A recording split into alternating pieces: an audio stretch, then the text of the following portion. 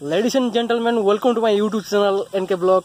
और आज की ब्लॉग कुछ भी नहीं है, आज सिर्फ बाइक का, मेरा बाइक का पिछले बहुत वीडियो में कमेंट आ रहा था, मतलब उसका स्पीड टेस्ट करेंगे उसका, और उसका साउंड आपको सुनाएंगे। तो दोनों का आज टेस्ट होगा। तो आज की वीडियो इस पे है, तो चलो वीडियो शुरू करते हैं।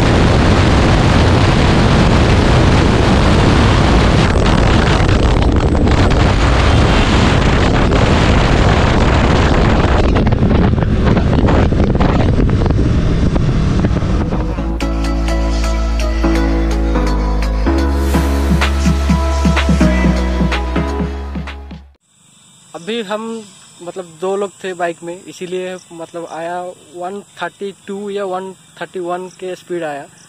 तो अगर सिंगल जाओगे तो 135 या 37 के स्पीड आ जाएगा।